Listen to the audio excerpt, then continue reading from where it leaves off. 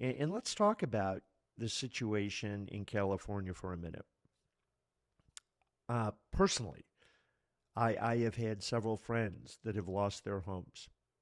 Everything that they own has been destroyed, never to be recovered. Doesn't matter what the insurance company pays, they'll never be able to replace the history of their lives, their valuables, their collectibles, their friends, in some instances, pets.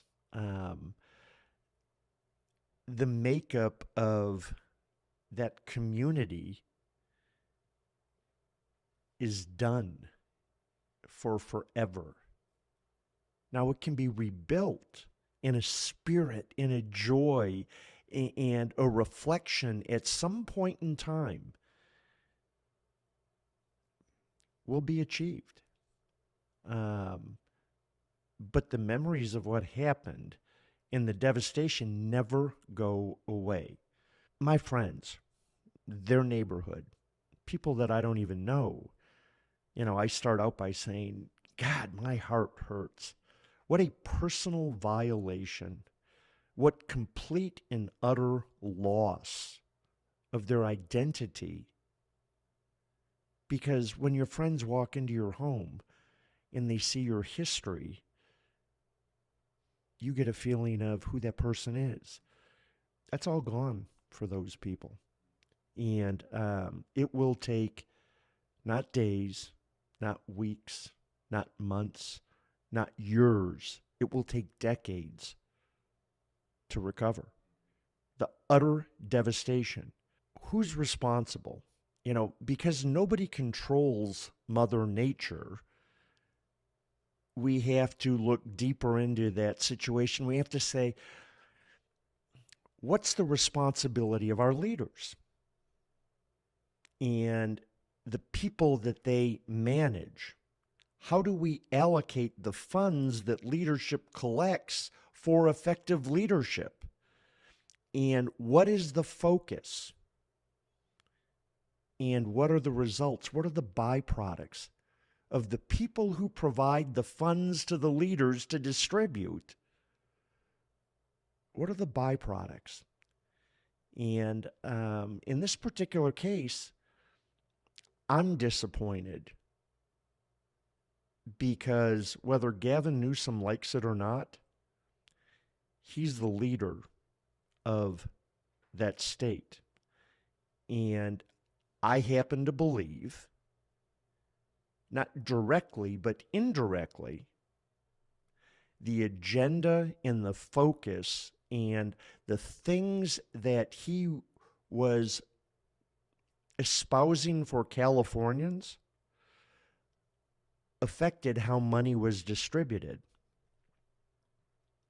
And we're seeing a consequence. I don't understand when a leader says, well, the people below me didn't tell me the truth.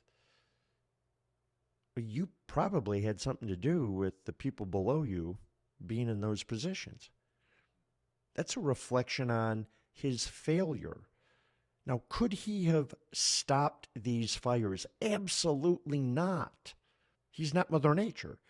But, but, it's reasonable for people to question um, the budget.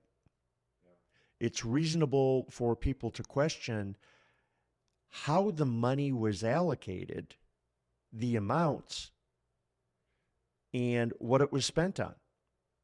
Because I'm a small government guy. I have no problem with the fact that they cut a budget, and I don't know if that budget was bloated or not. But what really concerns me is when I see or hear, and I'm not an expert on California, right now, all I feel is sorrow for my friends and the people who are affected. But when I hear that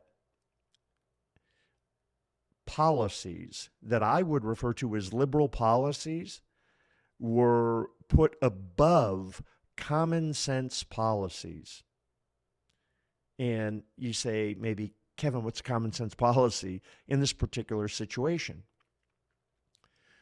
Brush removal, huge in California. Controlled burning that they traditionally do, maybe that was suspended. The type of fire suppression that they're allowed to use, the equipment, and does the equipment available represent the volume of people that it serves? These are all questions that I would ask, that I would have to dig into. So, for anybody that was not directly affected, I think there's lots of questions. I'm not going to blame Gavin Newsom because Gavin Newsom didn't start the fire. But I'm really concerned when a leader starts pointing fingers at other people and placing blame. That's not what a leader does. I'm okay with him saying nothing.